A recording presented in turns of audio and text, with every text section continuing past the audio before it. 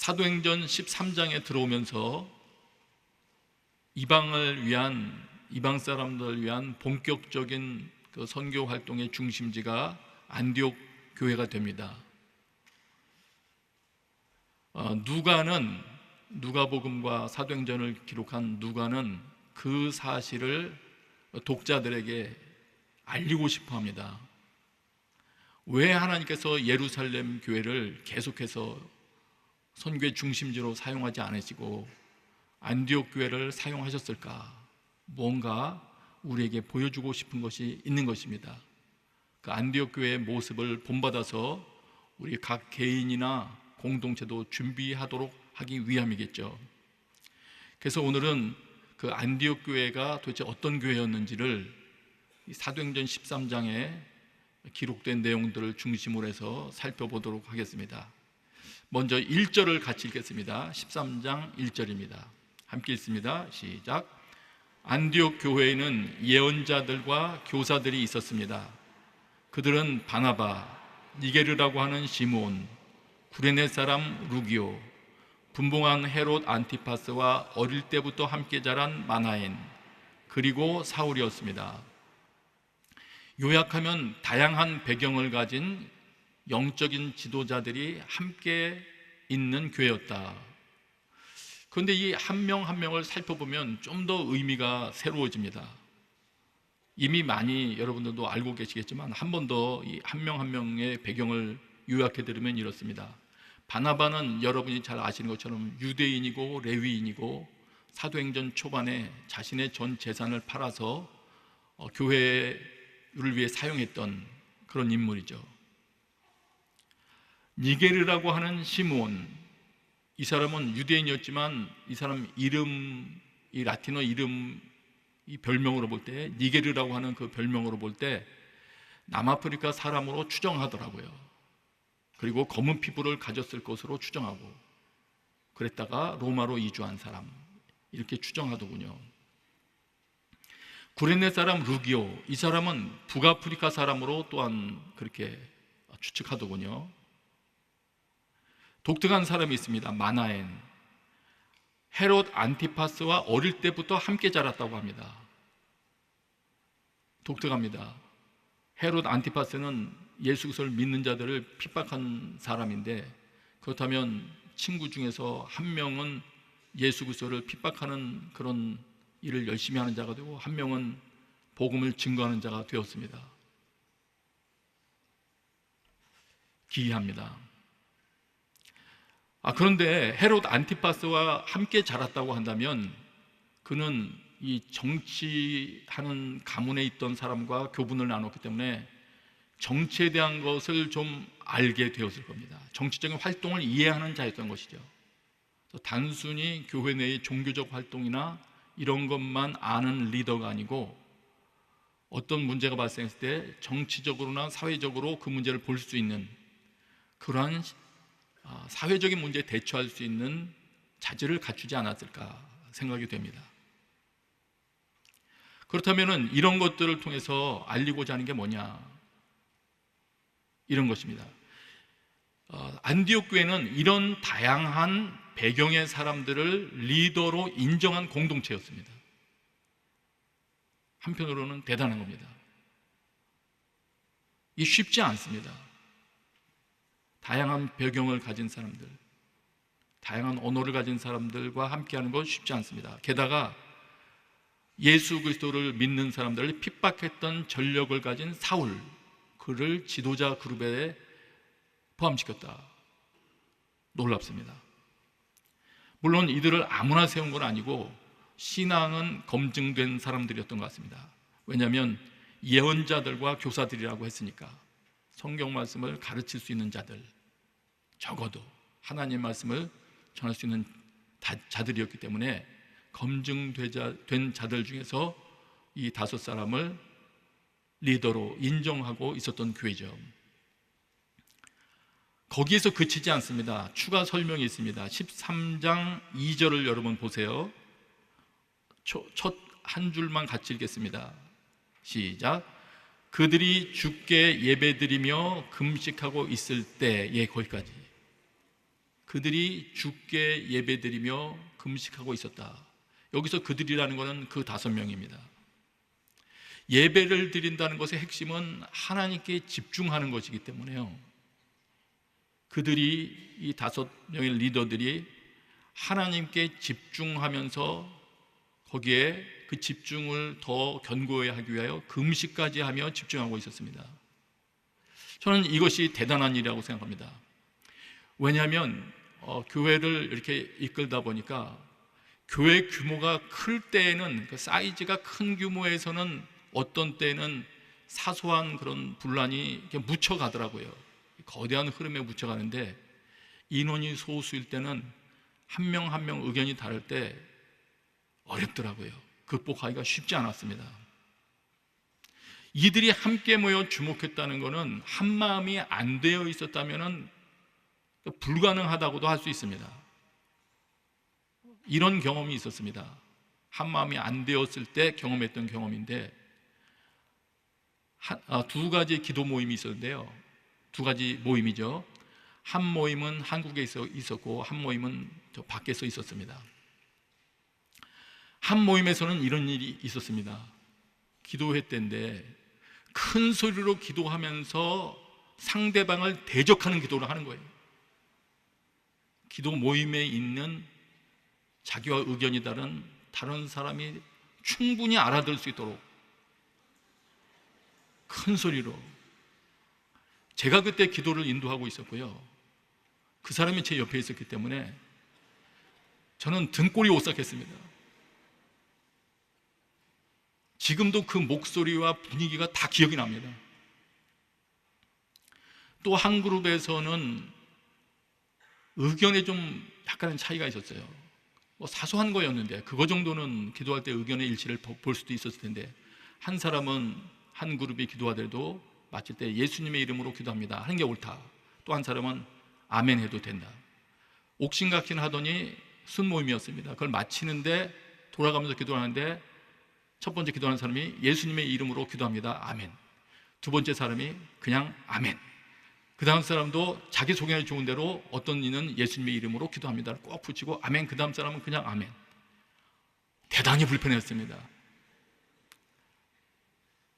쉽지 않습니다. 그리고 이렇게 서로 의견 충돌이 발생하기 시작하면 제일 어려워지는 게, 함께 하나님께서 우리 모임에 무엇을 하시는지 그 뜻을 기다려 봅시다. 불가능합니다. 거의 불가능하더라고요. 눈 감으면 마음이 불편하고 미워하는 사람들 떠오르는데 어떻게 하나님의 임재를 기다리겠어요? 그러다 보니 탑 리더 입장에서는 이런 결정을 내리게 되더라고요. 이 기도 모임은 하지 말아야 되겠다. 나 혼자 그냥 기도하는 게 낫겠다. 그래서 함께 하나님의 뜻을 구하기 위해서 기도하는 모임이 교회 내에 있었다는 것은, 이거는 그들 마음이 연합되어 있었다는 것을 드러내주는 귀한 증거이기도 합니다. 어떻게 한 마음이 될 수 있으니까? 이 다양한 배경의 사람들이 하나님을 중심으로 자신의 의견들을 내려놓았기 때문에 가능한 것이죠. 자기의 의견을 주장하기 시작하면 어떻게 하나가 돼서 하나님의 뜻을 구하겠어요? 자신의 의견을 내려놓을 수 있었기 때문에 가능한 일이 이 교회는 있었던 것입니다. 또 있었습니다. 안디옥교회의 특징. 이번엔 13장 2절을 한번 같이 읽어요. 처음부터 시작. 그들이 주께 예배드리며 금식하고 있을 때 성령께서 그들에게 너희는 바나바와 사울을 따로 세워 내가 그들에게 맡긴 일을 하게 하라고 말씀하셨습니다. 안디옥 교회는 그 공동체에 주신 성령의 말씀이 있었습니다. 성령께서 말씀을 하셨습니다. 너희는 바나바와 사울을 따로 세워 내가 그들에게 맡긴 일을 하게 하라. 구체적인 명령으로 하나님께서 말씀하셨습니다. 합심하여 하나님께 주목하는 예배가 없이는 이런 일은 일어나지 않습니다. 일어났다면 회개하라 이런 말씀을 주셨겠죠. 한 공동체가 진정으로 사람을 살리는 영향력을 뿜어내는 공동체가 되려 한다면 또 개인도 마찬가지고요. 그곳에는 하나님께서 하라고 하시는 말씀이 있어야 됩니다. 그래서 하나님께서 하라고 하시는 일을 하기 시작할 때, 그때 그 공동체는 하나님을 영화롭게 할 수 있습니다. 예수님께서도 말씀하셨죠. 아버지께서 내게 하라고 주신 일을 내가 이루어 이 땅에서 아버지를 영화롭게 하였습니다. 그렇습니다. 구약에도 나오죠. 이것은 주께서 하라고 명하신 것이니 이제 하나님의 영광이 너에게 나타날 것이다. 여러분, 새로운 하나님의 일이 시작되기 위해서는 우리의 아이디어 모은 것이 필요한 것이 아니라 하나님의 말씀이 필요한 것입니다. 우리가 많은 일을 하는 것보다 하나님께서 하라고 이끄신 일 그 한 가지를 하게 될 때 그 개인과 공동체가 움직여 나가는 모든 일들에서는 하나님의 메시지가 쌓여가더라고요. 그 사람의 삶의 이야기가, 누적된 삶의 이야기가 누구도 흉내낼 수 없는 한편의 강력한 설교가 되더라고요. 저는 여러분 개인의 삶 가운데에도 여러분이 평생 살아가는 그 이야기가 어떤 이에게는 강력한 도전의 말씀, 하나님을 이해하게 할 수 있는 그런 메시지로 남게 되기를 축복합니다. 사실 많은 설교가 필요 없죠. 살아낸 이야기 몇 개가 있다면 정말 잘 살아낸 인생이라고 할 수 있을 거예요. 공동체도 그렇습니다. 어떤 공동체가 하나님의 말씀을 이뤄냈다, 엄청난 메시지를 가진 공동체가 되는 것이죠. 안디옥 교회는 리더들이 함께 예배하며 금식할 줄 아는 교회였고, 그래서 성령께서 하시는 음성을 들을 수 있는 교회였습니다. 저는 여기 모이신 여러분 개인과 교회가 이런 상태가 되기를 기도합니다. 또 중요한 것이 있습니다. 13장 3절입니다. 13장 3절 우리 같이 읽겠습니다. 시작. 그래서 그들은 금식하며 기도한 후 바나바와 사울에게 손을 얹고 그들을 보냈습니다. 이게 중요한 겁니다. 그래서 그들은, 하나님께서 말씀하셨기 때문에, 그래서 그들은 어떻게 했냐면 실제로 금식하며 기도한 후, 또 한 번 금식하며 기도해서 확인 과정을 거친 것 같아요. 금식하며 기도한 후 하나님께서 말씀해 주신 인물인 바나바와 사울에게 손을 얹고 그들을 파송합니다. 리더십 그룹에 있는 사람들을 보내버리는 거죠. 하나님의 임무를 위하여. 말하자면 이들은 들은 하나님의 말씀대로 실천할 줄 아는 사람들이었습니다. 순종할 줄 아는 사람들이었어요. 하나님의 말씀을 두려워할 줄 아는 사람들이었던 것이죠. 그리고 이 순종하는 과정 가운데 새로운 인물이 세워집니다. 바나바와 사울이 선교사로서 새로운 활약상을 나타내게 되는 것이죠. 그렇습니다. 하나님께서 새로운 장을 여실 때에는 말씀하시고 또한 새로운 인물을 등장시키십니다. 이곳에 계신 여러분 중에서도 하나님의 음성을 듣고 여러분 가문에서 혹은 여러분의 공동체에서 새 역사를 시작하게 되시는 분들이 등장하게 되시기를 축복합니다. 순종이 없으면 사실 듣는 게 소용이 없습니다. 순종하려는 의도가 없이 하나님께서 뭐라고 말씀하시나 보자라는 것을 물으러 다니는 것은 사실 위험합니다. 자, 성경 한두 곳만 말씀을 드릴게요. 에스겔서에는 이런 장면이 하나 나와 있습니다.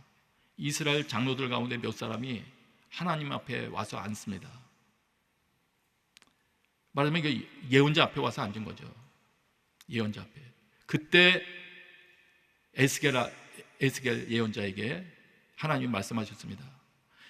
그 앞에 앉아있는 사람들, 이들은 여러 우상을 마음으로 떠받드는 사람들이며 걸려 넘어져서 죄를 짓게 하는 올가미를 자기 앞에 둔 사람들이다. 그런 사람들인데 내가 과연 이런 사람들에게 질문을 받을 수가 있겠느냐?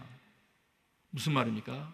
하나님 마음을 표현하기는 우상을 따르며 죄를 그 앞에 둔 사람들이 나한테 질문하는 것을 싫어하신다는 얘기죠. 근데 그 답에서 거기서 그치지 않고요, 이렇게 말씀하세요. 이렇게 말하라고 말씀합니다. 이렇게 일러주래요, 그들에게. 나 주 하나님이 말한다. 이스라엘 족속 가운데서 누구든지 우상들을 마음으로 떠받들고 걸려 넘어져서 죄를 짓게 하는 그 올가미를 자기들 앞에 두고 예언자에게 오면, 그 다음 말이 중요합니다. 나 주가 직접 그 많은 우상에 걸맞게 그에게 답변하겠다. 무슨 말입니까? 네가 스스로는 너 하고 싶은 일 많고, 근데 지금 나한테 묻겠다고 하는 거냐? 뭘 묻는 거냐? 넌 나를 따르려는 마음이 없는데 나는 너의 질문에 대해서 답을 해줄 텐데 네가 원하는 대로 대답해 줄게. 여러분, 이게 우리를 형통하게 하는 말씀이겠습니까? 무서운 말씀입니다. 또 있습니다. 일단의 무리들이 이번에는 이렇게 말하면서 예언자에게 나갑니다. 예레미야에 있는 말씀입니다. 우리 하나님 여호와께 기도하고 우리 하나님 여호와께서 말씀하신 대로 우리에게 말씀해 주세요. 우리가 그대로 행하겠습니다. 그런데 그렇게 말하는 것에 대해서 하나님께서 너희들은 그렇게 말해서 너희 마음을 지금 속이고 있다. 엄청난 일을 저지르고 있는 거다. 그러면서 이런 말씀하세요. 그 예언자를 통해서 말씀하시는 거예요. 너희 하나님 여호와께서 나를 보내서 너희에게 명하신 말씀을 내가 오늘날 너희에게 전하였어도, 예언자가 전한 거죠. 너희 하나님 여호와의 목소리를 도무지 순종하지 않았은즉, 여태까지 순종하지 않은 게 습관인데, 그 다음 말은 감히 여러분에게 전하기도 두려운 말씀이에요. 너희가 가서 머물려고 하는 곳에서 칼과 기근과 전염병에 죽을 줄 분명히 알지니라. 무서운 말씀입니다. 다시 말하면 순종하려는 의지가 없이 과연 하나님께서는 이 일에 대해서 뭘 좋다고 생각하시나를 알아보려고 그런 의도만을 가지고 내가 하나님께 질문하기 시작한다면, 특별히 거기에 대해서 하나님의 답을 가지고 있을 만한 사람을 찾아가서 질문한다면 마치 이런 것과 같은 거더라고요. 하나님을 챗 GPT 수준으로 격화시키는 행동이더라고요. 여러분, 의외로 이런 행동을 하는 그리스도인들이 많이 있습니다. 결혼할 날을 무당 앞에 물어보고요, 길이를 택하기도 하고. 여러분, 하나님께 순종하는 것이, 순종하고자 하는 의지가 우리에게 있을 때 하나님께서 그에게 말씀하실 수 있을 거예요. 안디옥 교회는 이런 모든 요소들이 잘 준비되어 있었습니다. 쓰임받는 교회의 모습이 이러했습니다. 이렇게 설명할 수도 있겠어요. 예수 그리스도를 타 문화권에까지 정말 증거하고 전할 수 있는 교회라면 문화적 포용력이 있는 공동체도 물론 되어야 하지만 하나님께 집중력을 가진 공동체가 되어야 하고, 그 하나님께서 말씀하실 때 순종할 수 있는 준비가 된 공동체이다. 이런 공동체가 선교적인 공동체로서 기초 체력을 튼튼하게 갖춘 공동체가 되는 겁니다. 제가 잘 아는 집사님 한 분이 오늘 새벽에도 어떤 글을 올리셨길래 제가 한번 봤습니다. 그분의 글을 보면서 그런 생각이 들더라고요. 이분은 여러 가지 어려운 삶 중에서 직장 생활도 하면서 그래도 그 어려운 중에도 가족을 신앙으로 인도하고 또 말씀 묵상하고 순종하려고 끊임없이 그 새벽 시간에도 묵상하고 기도하려고 노력하는 분이세요. 근데 그분이 그 마음속에 주시는 성령님의 감동이라 생각하고 순종해 나갔던 일들, 또 전도하려고 애썼던 일들을 이렇게 또 보다 보니까 제 마음속에도 그런 마음이 들더라고요. 이분이 지금 마음에 감동받았다고, 이거는 성령님이 아니시고는 설명이 안 되는 말이다. 이거는 이분 생각으로는 도저히 떠올릴 수도 없는 내용이구나. 아주 세미하지만 정확한 인도하심을 받고 있더라고요. 그래서 그분을 보면서는 새벽에 그런 생각을 했습니다. 이 설교 준비를 하고 있을 때여서 그런 생각이 떠올랐는지 모르겠어요. 이런 사람이 선교적 인간이구나. 선교적 기초 체력을 가진 개인이구나. 오늘 여기에 참석하신 여러분, 하나님께서 쓰시고자 하실 때 언제든지 쓰임받을 수 있는, 기쁘게 쓰임받을 수 있는, 또 기쁘게 사용하실 수 있는 선교적인 기초 체력과 그런 준비가 돼 있는 그런 멋진 분들 되게 되시기를 축복합니다. 때때로 최근에는 유튜브에 그런 것들 많이 올라오더라고요. 스포츠 선수들이 요새는 인기가 있는 것 같습니다. 그들이 준비 운동하는 모습들, 그 멋진 모습들을 많이 올리더군요. 그렇습니다. 준비 운동하는 것만으로도 멋있더라고요. 실전에서 그 실전을 위하여 기초 체력을 닦는 그 모습, 우리에게 있어서 기초 체력은 하나님께 집중하고 서로를 용납할 줄 알고 말씀하시는 성령님의 말씀들은 순종할 줄 아는 태도가 우리의 멋진 기초 준비 운동이 될 것입니다. 여러분, 불신자들이 바라볼 때에도 멋진 그런 자태를 유지하는 그런 신앙인들 되게 되시기를 축복합니다. 안디옥 교회가 가르쳐주는 또 다른 모습이 있습니다. 또 다른 모습은 이런 것입니다. 13장 6절이에요. 13장 6절, 안디옥에서 파송한 선교사님들 통해서 알게 되는 겁니다. 6절부터 7절 초반까지 우리 같이 읽겠습니다. 시작. 그들이 그 섬을 가로질러 바보에 도착했습니다. 거기서 그들은 바 예수라는 사람을 만났는데 그는 유대 사람 마술사요 거짓 예언자로서 총독 서교 바울 곁에 함께 있는 사람이었습니다. 됐어요? 거기까지. 12장에서도 우리가 복음 전할 때 방해물로 등장하던 요소 중에 하나가 정치적인 요소가 등장했던 것을 우리는 봤습니다. 그 외에도 물론 많이 있었죠. 그리고 그 배후에 모종의 세력이 활동하고 있었음도 우리는 압니다. 근데 오늘 13장에는 보다 본격적으로 직접적으로 자신을 노출하는 것 같아 보이는 그런 방해자를 우리 보게 됩니다.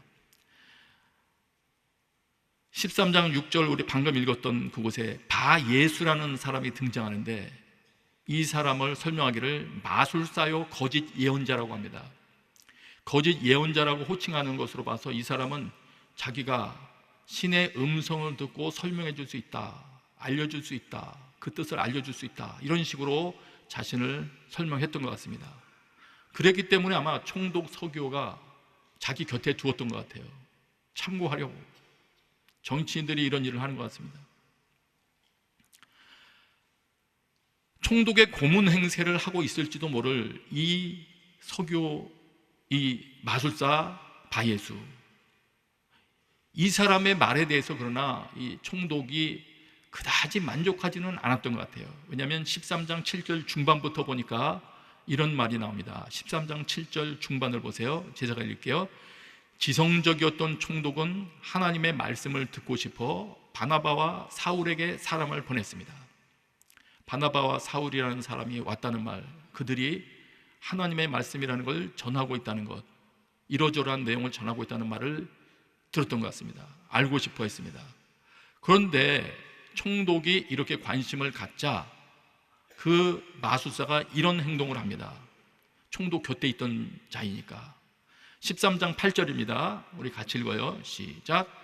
그러나 엘루마라고도 하는 이 마술사가 그들을 막으며 총독이 믿음을 갖지 못하게 하려고 애썼습니다.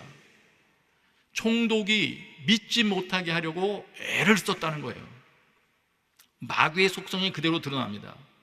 마귀는 사람들이 복음의 진리를 접하지 못하게 하려고 하는 존재입니다. 복음의 접촉으로부터 떼어놓으려고, 가능하면 격리시키려고 노력하는 자가 마귀죠. 서신서에도 그렇게 표현합니다. 우리의 복음이 가려져 있다면, 복음이 만일 어떤 이에게 가려져 있다면 그거는 그 사람들은 멸망으로 가고 있는 사람들에게 가려진 것인데, 그러면 설명하기를 그런 사람들로 말하면 이 세상의 신이 믿지 않는 사람들의 마음을 혼미하게 해서 복음의 빛이 비추지 못하게 한 것이다. 이 세상의 신, 마귀가 뭔가를 가렸다는 거예요. 빛이 비추지 못하도록. 하나님에 대한 설명이 전달되지 못하겠다는 거죠. 어떻게 해서요? 마음을 혼미하게 해서. 선명하지가 않은 겁니다. 뭐가 문제가 복잡해진 겁니다. 또 있습니다. 복음서에서는 씨 뿌리는 비유에서 이렇게 설명합니다.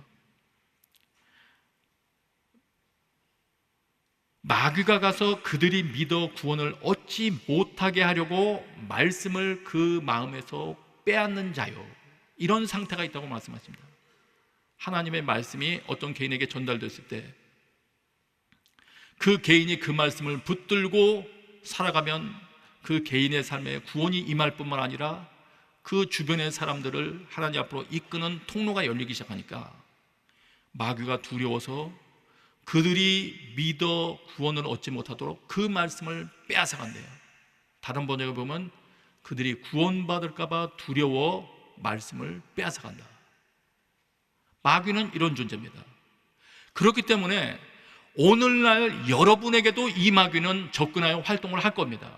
여러분들에게 강력한 하나님의 말씀이 임하지 못하도록 방해할 것이고, 또 여러분이 누군가에게 말씀을 증거하거나 여러분의 가족이 하나님을 믿도록 여러분이 애쓰고자 하면 그것을 방해하려고 활동할 겁니다. 때로는 엘루마 같은 마술사 같은 역할을 누군가 하게 할 겁니다. 이럴 일이 있을 것이라는 걸 우리는 염두에 두고 활동을 해야 됩니다. 대비를 해야 됩니다. 자, 그런데 이런 일이 있을 때 파송했던 우리 선교사님들이 어떻게 했느냐? 13장 9절을 보겠습니다. 9절 같이 읽어요. 시작. 그러자 바울이라고도 하는 사울이 성령 충만한 가운데 엘루마를 뚫어지게 쳐다보며 말했습니다. 사울이, 바울이라고도 하는 사울, 이제 이후로는 바울이라는 이름으로 주로 사용하죠. 성령 충만하여 뚫어져라고 바라봤대요. 주목했대요. 아마 하나님의 길을 방해하고 있다는 데 대한 분노도 솟아올랐을 거예요. 그리고 성령께서 통찰력을 주셔서 그 존재가 어떤 존재인지 보았을 것입니다. 그래서 그 마음 가운데 이렇게 선포할 말씀도 주신 것 같아요. 우리 함께 읽겠습니다. 13장 10절을 함께 읽겠습니다. 이 마귀의 자식아, 너는 모든 의의 원수로다. 너는 갖은 속임수와 거짓으로 가득 차 있구나.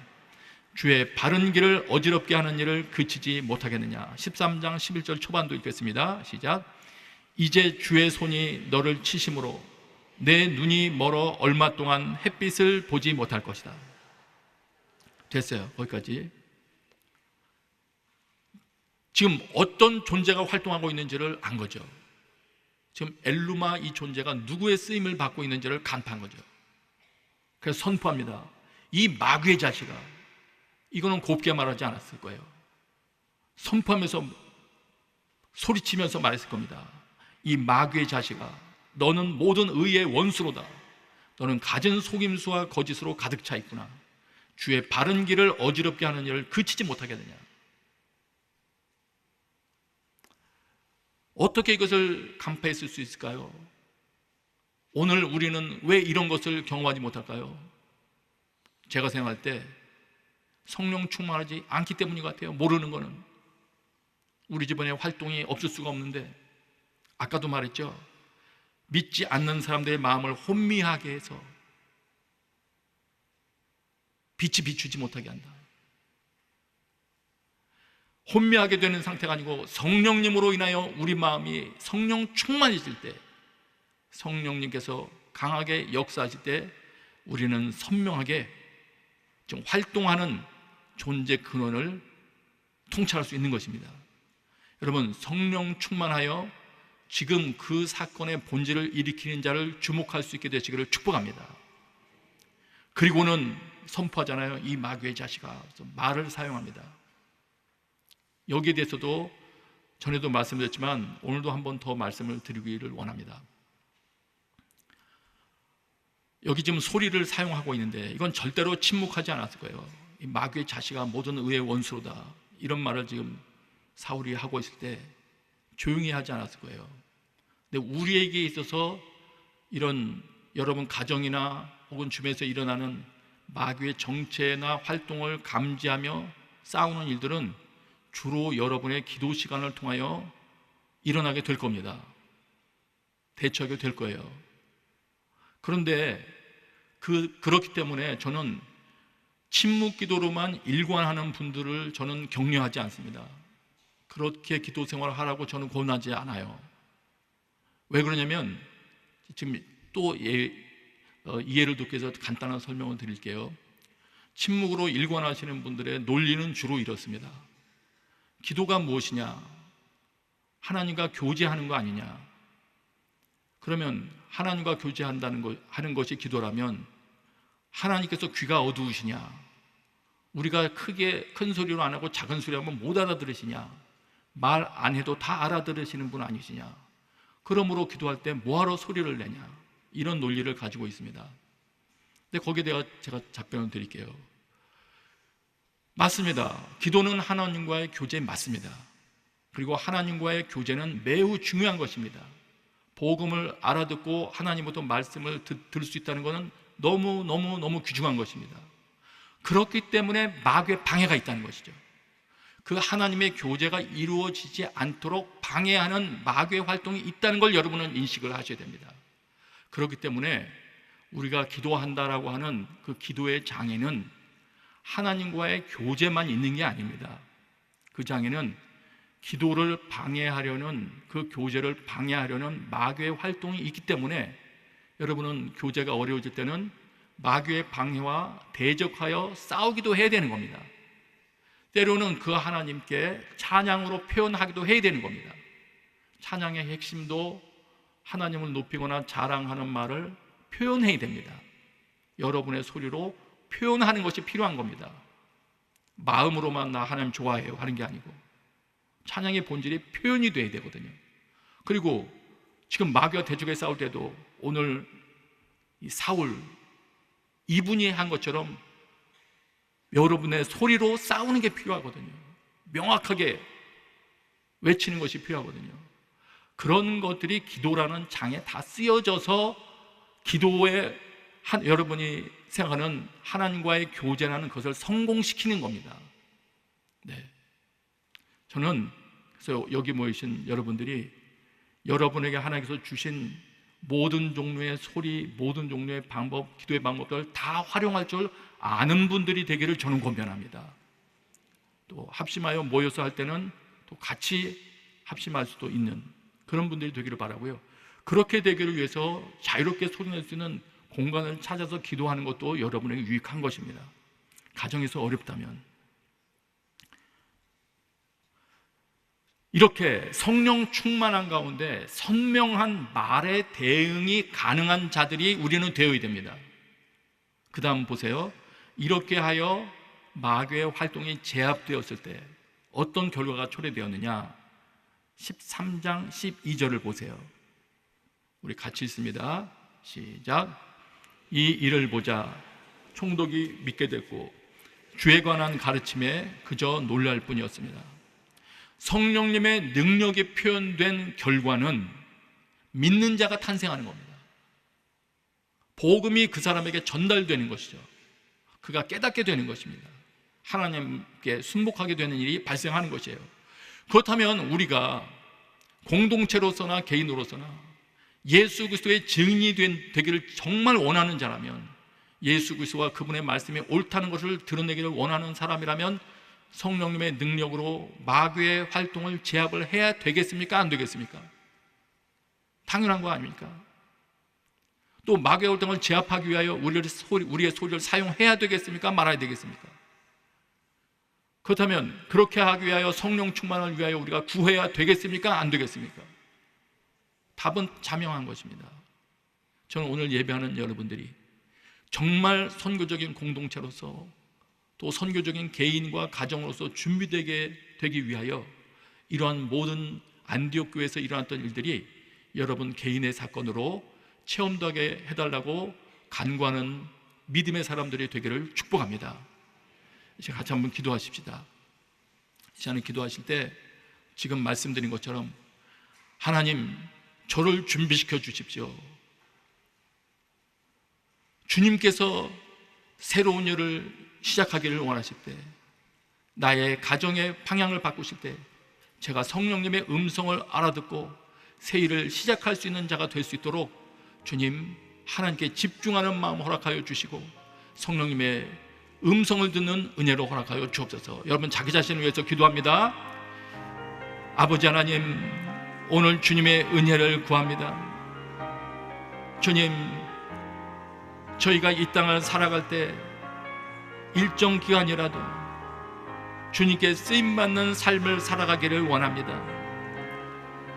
예수 그리스도를 모르는 나의 가족 식구들을 위해서라도 쓰임받는 삶을 살기를 원하며, 복음이 우리 가정 가운데 전파되는 것을 방해하는 모든 종류의 마귀의 활동을 직시할 줄 알고 제어해버릴 줄 아는 자가 되기를 원합니다. 또한 제가 소속된 공동체가 그런 공동체로 바뀌어 나가기를 원합니다. 주님, 은혜를 베풀어 주시옵소서. 성령 충만을 위하여 기도하는 자 되게 하여 주옵시고, 주님께서 가르쳐 주신 모든 방법을 다 사용하여 주님 앞에 나아가며 하나님과의 교제와 예배를 온전케 하는 자 되게 하여 주시옵소서. 감사합니다. 주님, 예수님의 이름으로 기도합니다. 아멘.